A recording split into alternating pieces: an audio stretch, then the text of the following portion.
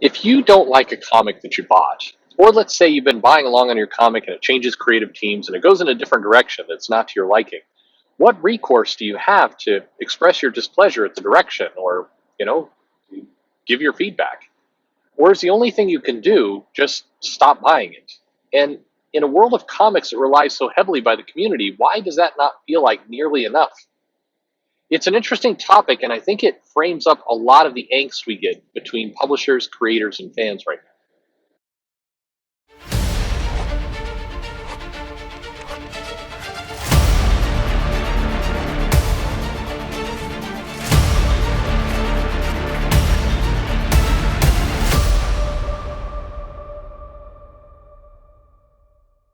Hey, everybody, this is Perch. This is an interesting idea because I want you to think about it this way. If you go to, say, Starbucks and you buy yourself a coffee and it's burned, it doesn't taste right. It's the Starbucks classic of kind of burned, unsatisfying coffee. You might go back in to the store and say, "Hey, I don't like this coffee." And Starbucks, 9 times out of 10, I think it's their corporate policy always, will pretty much without questions asked dump it and get you a new cup, free of charge. They'll make it again. Um, and there's lots of businesses that operate under a similar principle. If you buy something and it just is not as advertised, it's not what you thought. I mean, places like Starbucks take it to a bit of an extreme where you can go there and say this double sweet caramel macchiato is too sugary. And even though the barista there might be thinking you're an idiot for ordering, that drink, it's a sweet drink. What are you thinking? They will still pretty much with a smile redo your coffee, unless you happen to catch somebody at a bad day. Comic books, on the other hand, are not this way because by and large, the publishers have mostly decimated the feedback loop from customer to creators to, and when I say creators, I mean the publisher, with the editorial team, not the creators, not like the penciler, the writer, and so on. I'm talking about the actual publisher themselves. They've gotten rid of that connection, and it is a connection that used to take place, even if it was a little bit, I don't want to say fictional, but a little bit, more marketing than anything else. Stan Lee would make a concerted effort on a regular basis to talk about the connection to fans.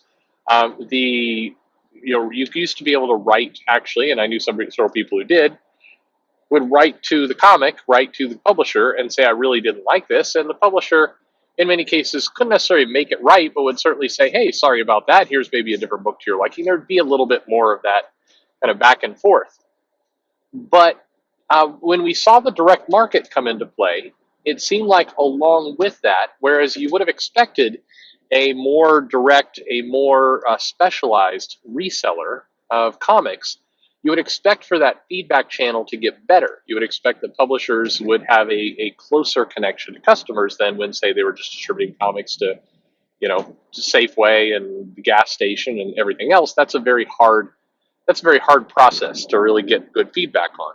But with the direct market, there were a lot of opportunities to get better feedback. And yet, it seemed like the opposite happened. Toward the late 90s and certainly into the 2000s until today, um, by and large, those opportunities for feedback about a comic or a storyline or the quality of something largely went away. First, people stopped listening. Those kind of early channels for, "Hey, did you like this issue? You can send us some feedback about it." A bunch of emails that Marvel had set up in the mid '90s to late '90s were shuttered. Those went away, and actually there was a feedback link that got kind of buried on the website that used to be more prominent. But then it went a couple steps further. Actually, criticism or critique or "I don't like it" was met with a "It's not for you. You're a hateful, awful person." So not only not listening, but actually, swiping back at the feedback. A little bit like, if you took the Wendy's Twitter account, the one that's kind of sarcastic and will, drag on McDonald's and Burger King and others, and sometimes customers who will swipe it at the Wendy's account. The Wendy's account will swipe back. It's kind of like they took that and went a little further, and then there started to be some justification set up, which was, "Hey, these creators work really hard on these books. How would you feel if you were an artist doing something in the art field, and then somebody told you they hate your painting? That'd be a pretty rude thing to do, and that's a weird part about how Facebook and Twitter have evolved, where if you include a creator, if you add a creator inside of a tweet saying something negative, a lot of people will come on and tell you, "Hey, it's that's not really cool to insult a creator." And I get the point. I get like saying I don't like something, and then a bunch of people want to make a parade out of it. I definitely agree that there are fans who they see that as sport. The I don't like Tom King for the 550th time, and so I'm gonna say at Tom King, or the one that really gets me honestly. People do it all the time. Like, hey, look at this ridiculous solicitation in the previews catalog, and there are plenty to choose from.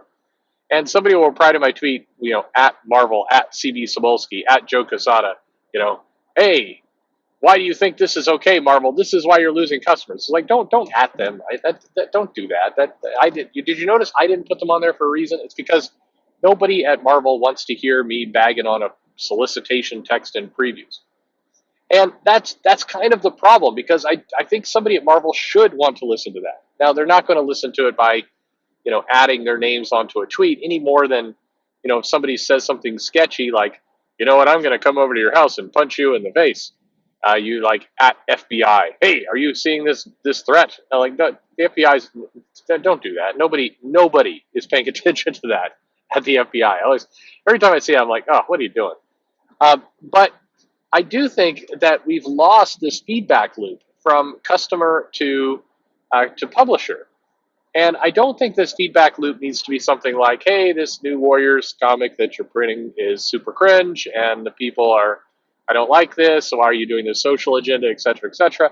I'm talking even more basic than that. Like, hey, this issue of Uncanny X-Men here, this is the final issue before this Jonathan Hickman dude takes over, and it was solicited with one artist, and then another artist came in and just, for whatever reason, did like half the pages in the middle. Why is that? You advertised one artist, and you brought another one randomly, kind of in the middle of the book, and that seems, I'm upset. That seems sketchy. I think that's a legitimate criticism that somebody could have. Or another one, a more pointed one of, hey, you told my comic store and all of us in the news that Batman was getting married in issue 50, and then no wedding. What the hell? I think that's a fair criticism. Again, I think that these things are legitimate. I don't think it's like, hey, why are you letting anti-Trump people write your books? That's a whole other ball of wax. But I'm saying this opportunity to give feedback, or even something as innocuous as, hey, I'm really liking Miss Marvel, and then it relaunched, and the voice and the spirit of the story that G. Willow Wilson had is not been picked up by Ahmet. It's a whole different comic. I don't really like the direction it's going in now.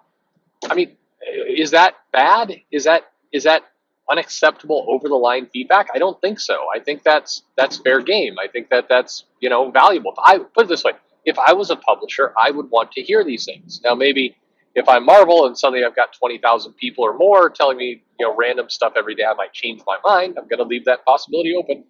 But I still think that there's a time and a place, and a good time and a place for feedback. And so, I just, it's disappointing to me that the publishers, by and large, have cut this out of their process. And I think in doing so, really, really shot themselves in the foot more than anything. But also, it sends a message to the fans of, we want you to buy, but we don't really want to hear kind of what you have to say. Or if we want to hear what you have to say, we want it to be in a very, very safe, very padded, very, we want to hear the positive things you have to say. I made a joke, about 10 years ago, more, at a Comic-Con. There was one of the little breakout panels, so not one of the big panels, but a smaller panel. I always think somebody's gonna hear me talking about this video and be like, "Oh, I know who you are. And that's how it will come out." But anyway, I was on a panel and I said, it feels like sometimes that at the time I was talking more about Diamond, but the Diamond and the big publishers, they really want a sign up that says feedback welcome as long as it's positive. Negative feedback, really, we don't want to hear it. But as long as you're willing to praise us, we want to hear it. And people chuckled, like, ah ha ha, imagine what a crazy thing that would be. And then fast forward to today, and I see people, saying, who was it? It wasn't Mitch Gerards. No, it wasn't. It was on the Marvel side. Maybe it was Jordan White, but I know it didn't sound like him either. Anyway, it's somebody in that zone. I'm pretty sure it was Marvel side. Anyway, they were saying, "Hey, good ethics. Ethics is not the right word, but good policy for talking to comic creators or adding them on social media is for praise or for compliments. Leave your negativity out of this. If you're going to say something negative, don't tag the creator. Don't bother." And it's like, that's really weird. I mean, because that was exactly what I said at the panel. Like, okay, so you actually are saying now, please just give us the positive comments. Please keep the negative ones to yourself. And again, please don't assume that I'm saying that creators should sit there and take it when somebody is just taking the piss out of them with the most obnoxious, gross comments ever. Because there are absolutely people who do that. There's definitely Twitter posters who are just freaking lunatics who come on and just try and turn everything into a dumpster fire of attacks, and you have to sit here and listen to me, bitch at you. That's ridiculous. That's not what I'm saying at all. But I do, on the other hand, I do think that there's, tame, passive, legitimate criticism that would be good to listen to and good to hear. I think that feedback, positive and negative, is valuable. Again, I think about it from a money perspective. I think you make money and you are successful in your career and you get more jobs and everything else when you have established a good connection to fans. And a good connection does not mean this. Maybe this comes with maturity a little bit. It does not mean that the fans are loving everything you do. That's not what a good connection is. Good connection is that your fans feel comfortable enough to tell you the goods and the bads, and they feel like you're going to listen to them when they tell you the bads, and that you're not going to, fly out the handle or get out of, get things crazy. And also that the fans believe that, they are not just toying with you or trolling you. They're saying things in good faith. I think that's the good connection with fans that you want. And I think if you can establish that, you have yourself a long career of people who will support you and help you and everything else. And I think it's something worthwhile. A lot of creators tend to go to, I have a core group of fans, they love me, the end. I don't need any more. I don't need to grow it. They'll like me on my terms or piss off is kind of the attitude. And I think that is the trap of you just get nowhere with that, in my opinion. Anyway, do you notice this? Has the feedback loop back to publishers vanished over time?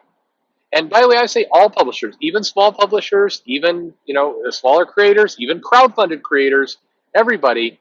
There is a message or a belief or a shield, protection, whatever you want to call it, that has been established of, hey, I'm interested in your positive words. I'm not interested in any of your negative words. So please don't even try to bring negative feedback to me. I'm not going to listen. Yikes. I mean, to me, that yikes is my only response to that. Anyway, what do you think? What's your opinion on it? Do you have a feeling? Do you have a take? Is there a style that you've noticed, one direction or another? Have you noticed that feedback has been kind of subtly deprioritized to the point that it's just gone at the publishers, or am I off base? Who are the publishers or the creators or others that do a really great job with this that we can hold up as an example of somebody who's doing it right? Would love to hear your thoughts on that. Leave me a comment below. Like, subscribe, follow me on Twitter at Comic Perch, and thanks for listening.